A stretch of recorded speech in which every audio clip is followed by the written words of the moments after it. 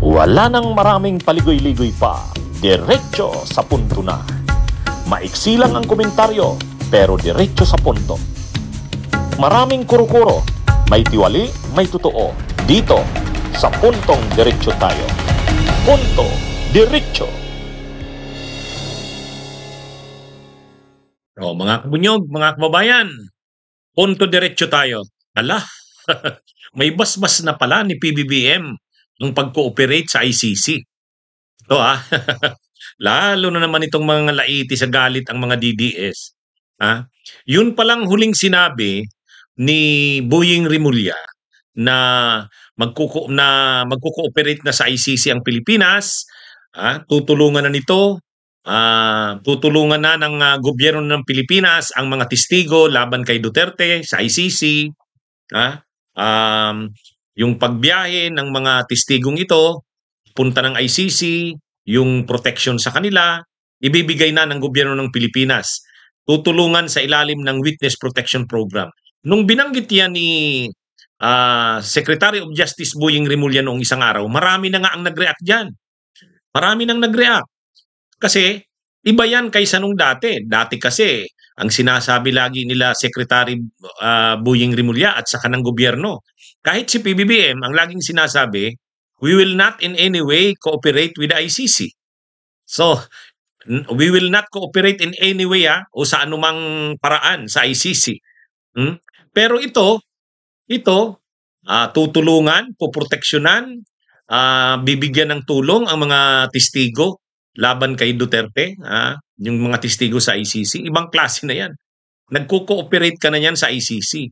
Tinanong si Secretary of Justice Boying Rimulya, hindi ba ito pag-cooperate na?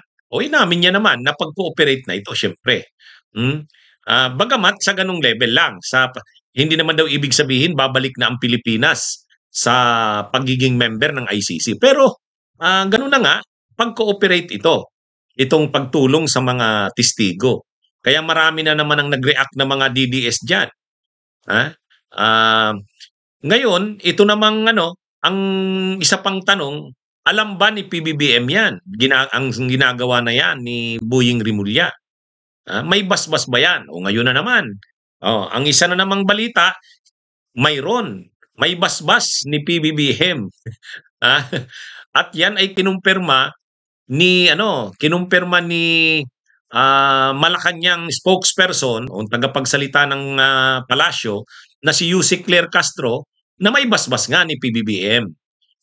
Ang mga ginagawang ito at ang mga sinasabing ito ni Secretary of Justice Boying Rimulya ay may basbas ni PBBM.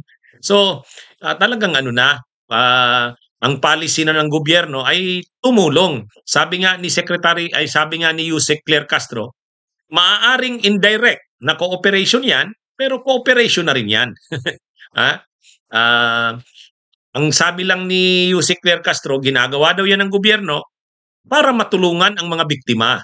Kasi ang gusto raw ni PBBM, mabigyan ng hustisya ang mga biktima sa war on drugs ni Duterte. Isang malaking bahagi ng pagbibigay ng biktima, pagtulong sa mga biktima sa war on drugs, mabigyan sila ng hustisya, ay yung pagtulong sa mga witnesses. So ano na ito? Tuloy maganda ito. Finally, kumbaga sa huli, sa wakas, at least tumutulong na ang gobyerno sa ICC. Ano pa man nasabihin nila na indirect lang daw yan na cooperation, okay lang yan. Ang importante, tumutulong na ang gobyerno sa ICC. Alam nyo naman kasi ang naging development yan. Mahabang istorya yan. Mahabang istorya yan. Sa simula't simula niyan, kahit si Boying Rimulya, ang sinasabi niya noon, nung pagsisimula ng administrasyon ni PBBM, nakasama pa noon ni Boying Rimulya si Harry Roque, umaattend pa sa meeting noon sa Malacanang si Harry Roque pagdating sa issue ng ICC at ni Duterte. Ang sinasabi ni Boying Rimulya noon, hindi namin kinikilala, hindi pa rin kinikilala ng gobyerno ng Pilipinas ang ICC.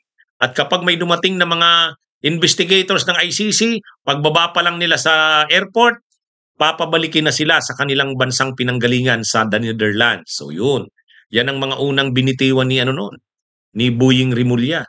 Kinalaunan, nag-iba na. Mayroong mga mga investigators na pumasok sa Pilipinas. So ang sabi naman ni Boying Rimulya, hindi naman natin mababawalan yan. Siyempre, kano yan eh. Alangan namang hulihin natin yan o pabalikin natin yan. Nakakahiya naman sa Pilipinas yan.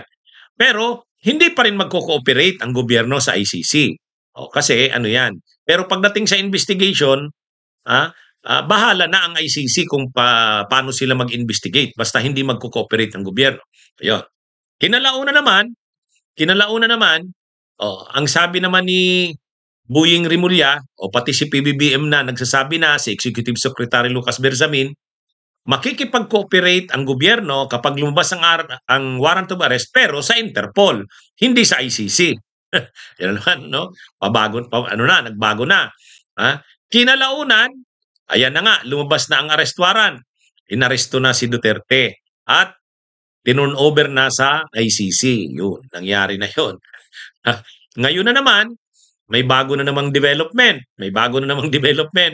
Tutulong ang gobyerno ng Pilipinas sa mga testigo. Magko-cooperate na ang gobyerno ng Pilipinas para mabigyan ng tulong, proteksyon ang mga testigo. Kinalaunan yan. Ang mangyayari dyan, full cooperation na sa ICC, member na tayo ulit ng ICC. Yan ang mangyayari dyan. Ano yan eh. Nakikita naman natin yung evolution, yung naging mga pagbabago sa policy ng gobyerno, sa stand ng gobyerno ni PBBM pagdating sa ICC. Kaya habang ganito naman ang nangyayari, lalo namang nangangalaiti sa galit niyan sigurado ang mga DDS, lalo na si Harry Roque. Magbablog na naman yun, magla-live na naman yun. O yan pala, may basbas pala ni PBBM ang pag-cooperate na yan sa ICC. Hindi lang pala si Boying Rimulya ang may gusto niyan. Kaya ano ito, ang maganda dito at hindi na dininay ng Malacanang na may basbas ni PBBM ang ginagawang ito ni Boying Rimulya. Ayan. Okay? So mga kabunyog, mga kababayan, ito po ang ating punto diretso. Panuurin natin itong balita at ang pahayag ni Attorney Claire Castro. It can be said that it is indirectly cooperating with the ICC, but the primary intention of the government is to help the victims and the witnesses of the victims to get the justice they need. Bunyog, halikan na kasama ka. Bunyog, kapag buklod ay may pag-asa. Luzon, Visayas, Mindanao, isa ang pananaw. Sa bagong Pilipinas ang bunyog isisigaw. Bunyog.